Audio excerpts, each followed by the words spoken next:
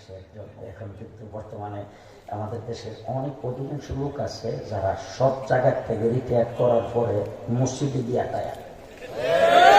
আপনাদের এলাকায় মসজিদে নাই, কিন্তু আমাদের এলাকায় আছে। সব জায়গা থেকে রিটায়ার মসজিদে যায়। আপনাদের এলাকায় নেয়, আমি আমাদের এলাকার কথা বলছি।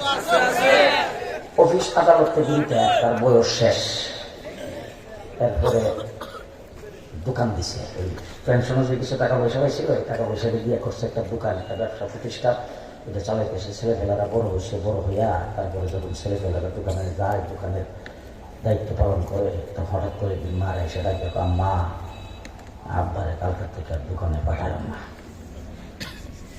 মা ডাক দেখো কিরি, তোর বাপের জীবন করা চাকরি করিয়া যে পয়সাগুলো জমাইছে সেটা দিয়ে দোকানটা করছে, এখন যদি তুই তোরা দোকানে পাঠাতে না করিস তো মনে রাখি।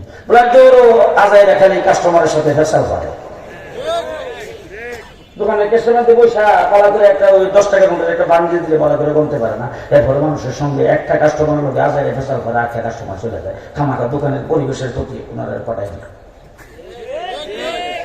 আগে করছিল অফিস থেকে রিটায়ার, এখন দোকান থেকে রিটায়ার।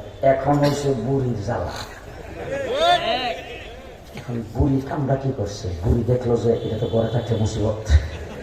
বুড়ি 11টা বাজবার আগে ডাক দেখো, এই তাড়াতাড়ি মসজিদে যা, মসজিদে। বুড়ি 11টায় টাকা গেছে মসজিদে গেছে। আচ্ছা, জোহরের নামাজ পড়ে আইসা কোনো রকম খাওয়ার পর 3টা বাজবার আগে বুড়ি ডাক দেখো, আরে আসর নামাজ আযান দিল, তাড়াতাড়ি মসজিদে যা।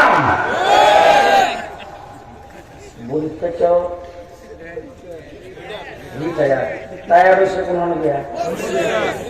মসজিদে। এখন মসজিদের ইমামের সঙ্গে সকাল একবার, বিকাল একবার।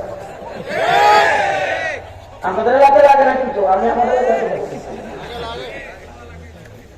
আগের কাতার দখল, সব দখলের মতো আমাদের মশলা মিশে না হলে চেয়ার বাচ্চা। মসজিদে গিয়ে চেয়ারম্যান হইতে কিন্তু কোনো বুট লাগে না, বিনা পড়ে চেয়ারম্যান। তা আমি একদিন আমার মসজিদে জুমার নামাজ পড়াইতে সময় তো বয়ানের ভিতরে বললাম যে আপনারা যারা মহল্লার বড় বড় শেখ গুলি আগের কাতার দখল করে বসছেন, আমি যদি এখন আপনাদের আত্মাহিয়াতু জিগাই, আমি আত্মাহিয়াতু জিগাই নেই। নামাজ পড়ে যখন বেরিয়েছি আমার সভাপতি আমার লোকের 4 টাকা দিচ্ছে। আমার কানের কাছে মুখটাই না কো, হুজুর আজকাল মুসল্লিরা গামাইলেছে। আমি জিজ্ঞেস করলাম ঘটনা কি, আমি কিভাবে ঘামাইলাম? বলে আল্লাহ আঙ্গুল যেভাবে লাগা দিয়েছিলেন, যদি জিগাইতেন সামনের খাতাতে কেউ কি আপনার পারত।